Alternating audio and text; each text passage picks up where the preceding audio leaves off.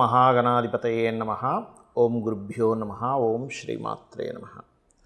ప్రేక్షకులకి లలితాంబిక అమ్మవారి యొక్క అనుగ్రహం పరిపూర్ణంగా కలగాలని మనస్ఫూర్తి కోరుకుంటూ మనం ఈ ఆగస్టు మాసంలో 4వ తేదీ నుంచి 10వ తేదీ వరకు ఉన్నటువంటి గ్రహస్థితి ఏ విధంగా ఉంది, ద్వాదశ లగ్నాల వారికి, లగ్నం తెలియని వారు రాశి వారికి ఏ రకంగా ఎటువంటి ఫలితాలు ఉన్నాయి, ఏ రకమైనటువంటి పరిహార మార్గం చేసుకోవాలి, ఏ విషయంలో జాగ్రత్తగా ఉండాలని తెలుసుకునే ముందు ముఖ్యంగా ఇక్కడ మనకి గ్రహస్థితి ఏ విధంగా ఉందనేటువంటి చూడాలి. మనకి వృషభంలో గురువు కుజుడు ఉన్నారు. అదేవిధంగా కర్కాటక రాశిలో రవి, సింహరాశిలో బుధ శుక్రులు, కన్యారాశిలో కేతువు. అయితే ఈ చంద్రుడు మాత్రం మనకి దాదాపుగా కర్కాటక రాశి నుంచి కన్యారాశి వరకు సంచారం 4వ తేదీ నుంచి 10వ తేదీ వరకు. అదేవిధంగా 12లో రాహువు, లాభస్థానంలో కేతువు. ఈ యొక్క గ్రహస్థితిని అనుసరించి ద్వాదశ లగ్నాల వారికి లేదా ద్వాదశ రాశుల వారికి ఏ విధంగా ఉంది అనేటువంటి విషయాన్ని మనం ఒక్కొక్క లగ్నంగా తెలుసుకుందాం. కన్యా లగ్నము, కన్యారాశి. కన్యవారికి కనుక చూసుకున్నట్లయితే పర్టికులర్గా ఈ వారం ఏ విషయాల్లో బాగున్నాయి చూసుకున్నట్లయితే 4, 5, 6, 7 ఈ 4 రోజులు కూడా గతంలో ఏవైతే ఇది మాట్లాడుకొని సాల్వ్ చేసుకోవాలి, ధైర్యం చేస్తే నేను సక్సెస్ అవుతాను, ఈ గండం నుంచి బయటపడతాను ఏదైతే మీరు అనుకుని ఉంటారో ఈ 4 రోజులు అటువంటివి చేయడానికి వెరీ గుడ్, ఇంకా అందులో సందేహం లేదు. మరి మిగతా 3 రోజులు మొత్తం 7 రోజులుగా మనం వారఫలాలు చెప్పుకునేది అంటే 8, 9, 10 తేదీలు కొంచెం ఆధ్యాత్మిక చింతన, ఇంట్యూషన్ పనిచేయడం, ముందుగా జరగబోయేది మీకు ఏదైనా తెలియడం కూడా జరుగుతూ ఉంటుంది. కాబట్టి కొంచెం ఎంటర్టైన్మెంట్, ఎంజాయ్మెంట్, వాహనాల మీద స్పీడ్గా వెళ్ళడం, ఏదో ఎంజాయ్ చేయాలనుకునేటువంటి మత్తులో ఒకసారి మనం చిన్న చిన్న తప్పిదాలు చేస్తుంటాం. ఇటువంటి వాటికి 8, 9, 10 తేదీలు చాలా జాగ్రత్తగా ఉండండి. ఇక ఫినాన్షియల్గా చూసుకుంటే ఫైనాన్షియల్గా మంచి గ్రోత్ ఉంటుంది, అందులో ఎటువంటి సందేహం లేదు. కాకపోతే మీకు కాస్త లగ్నంలో కేతు ఉన్నందుకు కొన్ని విషయాలు అంటే ఉద్యోగంలో రావాల్సిన ధన సంబంధించిన విషయంలో ఒక 50,000 శాలరీ రావాలనుకోండి 40,000 వేస్తారు. ఎందుకు కటింగ్ అయిందంటే మీరు అది చేశారు, ఇది చేశారు, దానిలో కట్ అయింది, దీనికి కట్ అయింది అంటూ ఉంటారు. ఇటువంటివి మీరు కాస్త వినవలసి వస్తూ ఉంటుంది. బట్ ఏదేమైనప్పటికీ కూడా విదేశీ ధనయోగం బ్రహ్మాండంగా ఉంది. This is the time is ఇన్వెస్ట్మెంట్స్కి మంచి టైం అయ్యేది బికాజ్ ఆఫ్ 2 శుభగ్రహాలు 12వ స్థానంలో ఉన్నాయి కాబట్టి. అలాగే మరొక విషయం ఏంటంటే ఇక్కడ కొంచెం ఇన్వెస్ట్మెంట్ చేసేటప్పుడు మంచి పొజిషన్ ఉంది, లేదని కాదు, కానీ లగ్నంలో కేతు ఉన్నందుకు కొన్ని విషయాలు మనం రాంగ్ స్టెప్స్ పడుతూ ఉంటాయి. బికాజ్ ఆఫ్ అదొకటే కారణం కాదు, మీకు 6వ స్థానంలో ఉండేటువంటి శని భగవానుడు వక్రించి 5లోకి వస్తున్నాడు, అంటే ఆలోచన స్థానంలోకి వస్తున్నాడు. సో ఈ ఆలోచన సంబంధించిన విషయంలో కొంచెం జాగ్రత్తగా థింక్ చేసి ముందుకు అడుగు వేయాలి. బట్ ఏదేమైనప్పటికీ కూడా చతుర్థ స్థానాధిపతి ల్యాండ్ కారకుడైనటువంటి కుజుడితో భాగ్యంలో ఉన్నందుకు ల్యాండ్స్ మూలంగా భాగ్యం కలుగుతుంది. అంటే మీరు ఏదైనా ల్యాండ్స్ మీద కనుక మీ జన్మజాతకంలో ల్యాండ్స్ మీద ఇన్వెస్ట్మెంట్ చేస్తే బాగున్నట్లయితే ఇప్పుడుండే గోచారం మీకు అనుకూలిస్తుంది. కాబట్టి ఆ రకంగా ఇన్వెస్ట్మెంట్ చేయడానికి రైట్ టైం ఏది, అందులో ఎటువంటి సందేహం లేదు. కాకపోతే కొంతవరకు అప్పులు తీరడానికి కూడా చాలా మంచి టైం. కాకపోతే కొంత సంతాన సంబంధించినటువంటి విషయంలో కొంత స్ట్రెస్ ఉంటుంది. అలాగే ఉద్యోగ సంబంధించిన ప్రయత్నాలు కూడా సక్సెస్ అవుతాయి. శని యొక్క వక్రగతి వల్ల అందులో ఎటువంటి సందేహం లేదు. కాకపోతే కొంత మార్పునిస్తాడు. 6వ అధిపతి 5లో ఉన్నప్పుడు ఏంటంటే చేంజింగ్, అప్పులు తీరడానికి చాలా చాలా చాలా అనుకూలంగా ఉంది చెప్పాలంటే.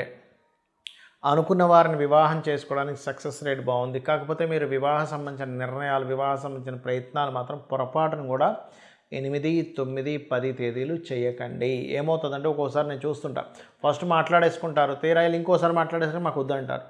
ఎందుకు అంటే ఆ టైంలో పర్టికులర్గా మీకు వివాహాన్ని ఇచ్చే కారకుడు కొన్ని నక్షత్రాల్లో సంచరించేటప్పుడు అక్కడి నుంచి నో అనేటువంటిది వస్తూ ఉంటుంది.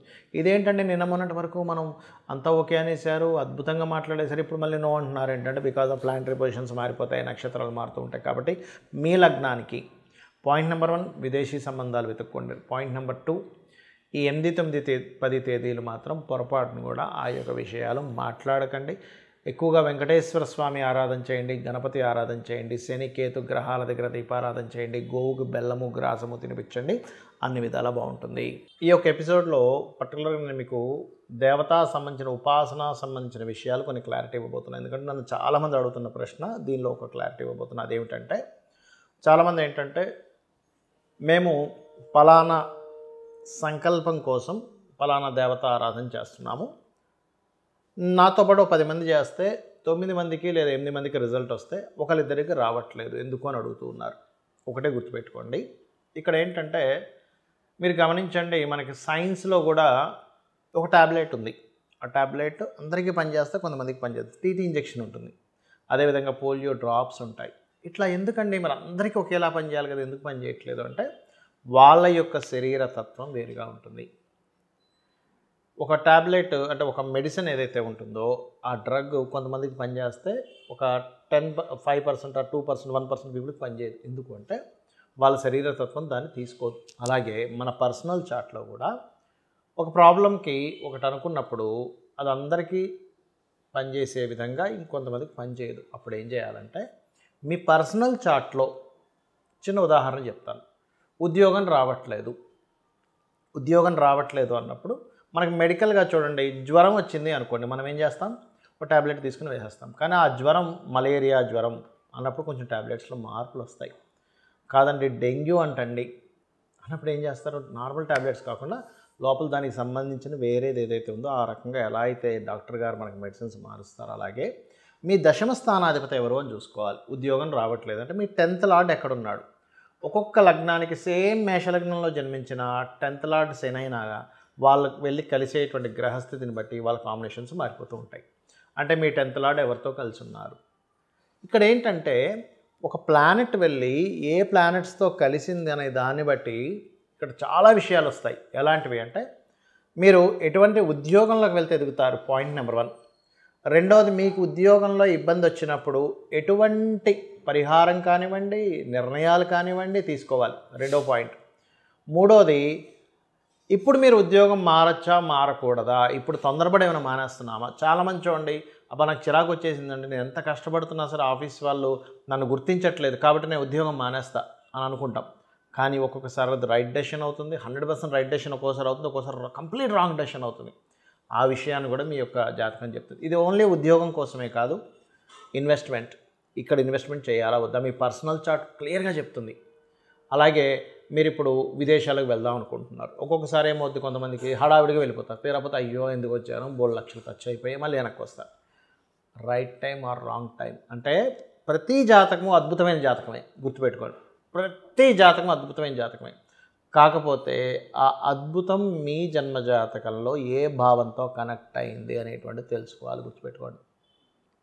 అది తెలుసుకున్నామా అద్భుతం, అది తెలుసుకోలేదా ఇబ్బంది పడుతూ ఉంటాం. అంటే ఎలాగా అంటే చెప్తాను, చూడండి, చిన్న ఎగ్జాంపుల్ చెప్తాను. ఇక్కడ నుంచి మనం ఒక దగ్గరికి వెళ్ళాలి, తిరుపతికి వెళ్ళాలి, వెంకటేశ్వర స్వామిని దర్శనం చేసుకోవాలి, చాలా గొప్ప విషయం అది. అయితే వెళ్ళే రూట్ తెలిస్తే వెళ్తాం, వెళ్ళే రూటే తెలియదు, మనం ఏం చేస్తాం, అక్కడెక్కడే తిరుగుతూ ఉంటాం. రూట్ తెలిసింది, పలానా ట్రైను బస్సు పట్టుకోవాలి, తిరుపతి వెళ్ళాలి, అక్కడి నుంచి మళ్ళీ కొండపైకి వెళ్ళాలి, అక్కడి నుంచి మళ్ళీ అక్కడ కింద టికెట్ తీసుకోవాలి, అక్కడి నుంచి లైన్లో నిలబడాలి, వెళ్ళాలి, దర్శనం చేసుకొని రావాలి. This is the process. అసలు ఏ బస్సు వెళ్తుంది, ఏ ట్రైన్ వెళ్తుంది ఏమీ తెలియట్లేదు, తిరుపతి వెళ్ళిపోవాలనుకున్నాం. అప్పుడేంటి, మీ సంకల్ప బలంతో ఎవరినైనా అడిగితే కూడా తెలుస్తుంది కదా. అలాగే మీ పర్సనల్ చార్ట్లో మీరు పలానా గోల్ సాధించాలి అని అనుకున్నప్పుడు మీకు అవుతుంది. ఇప్పుడు చిన్న ఎగ్జాంపుల్ ఎలా అంటే, ఇప్పుడు మీరు ఇక్కడ నుంచి ఏదో దేశంకి వెళ్ళాలనుకుంటున్నారు, ఫ్లైట్ కాదు నేను సైకిల్ మీద వెళ్ళాలి అనుకుంటున్నాం, కుదరదు.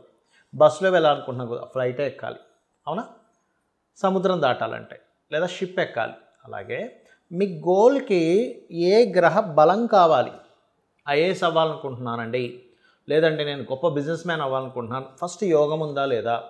ఒకవేళ బిజినెస్సే చేయాలనుకుంటున్నాం, దానికి బిజినెస్ యోగాన్ని సంపాదించడం ఎలా.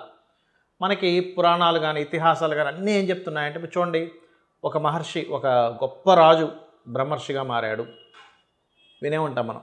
అంటే ఏమిటి, తపస్సుతో మనం ఏదైనా చేయొచ్చు. తపస్సు, తపన పడడము, తపన పడితే ఈ ప్రకృతి భగవంతుడు, ఈ ప్రకృతి అనేటువంటి భగవంతుడు అమ్మవారు ఏదైతుందో నీ తపనకి మెచ్చుకొని నీ జన్మజాతకంలో యోగం లేకపోయినా మీకు ఇస్తుంది. ఇది ట్రూ, నిజం అన్నమాట, సత్యం, నగ్న సత్యం అంటారు చూసారా, అంత సత్యం ఇది. అంటే ఏమిటి, మనం తపన పడాలి, 24 గంటలు అయితే తపన పడాలి. ఈ తపస్సులో మనకి పాత సినిమాల్లో చూపించినట్టుగా అదేదో మేనకాస్ వీళ్ళు ప్రత్యక్షంగానే అటు డైవర్ట్ అయిపోతాం. మన లైఫ్లో కూడా మనం ఒక గోల్ వైపు వెళ్తూ వెళ్తూ వెళ్తూ మధ్యలో ఏవో రాగానే అటు డైవర్ట్ అయిపోతాం మనం. ఆ డైవర్ట్ అయిపోవడమే మనకు మధ్యలో తపోభంగం జరుగుతూ ఉంటుంది. అలా మీ జన్మజాతకంలో ప్లానటరీ కాంబినేషన్స్ ఎట్లా ఉన్నాయి, అదే మీ పర్సనల్ చార్ట్లో తెలుస్తుంది. మరి గోచారం ఏమిటండి? ఈ గోచారం ఈజ్ మీకు బయట ఉండే సిచ్యువేషన్స్, ఇప్పుడుండే ప్లానటరీ పొజిషన్స్ ఎంత బలంగా ఉన్నాయి, ఎంత బలహీనంగా ఉన్నాయి. మనం ఒక ముహూర్తం పెట్టుకుంటాం, మౌఢ్యం ఉందండి పెట్టుకోకూడదు, శూన్యమాసాలు ఉన్నాయండి పెట్టుకోకూడదు అంటాం కదా. అట్లాగే గోచార బలం ఎలా ఉంది, దానికి మనం చేసే ప్రయత్నం ఎంతవరకు సపోర్ట్ చేస్తుంది అని తెలిపేదే ఈ యొక్క గోచార ఫలితాలు. కాబట్టి మీ జన్మజాతకంలో ఉండే యోగాన్ని, గోచార ఫలితాలని తెలుసుకొని మీరు పరిపూర్ణమైనటువంటి ఆనందాన్ని, విజయాన్ని, అమ్మవారి అనుగ్రహంతో మీరు సొంతం చేసుకోవాలని మనస్ఫూర్తిగా కోరుకుంటూ శ్రీమాత్రే నమః.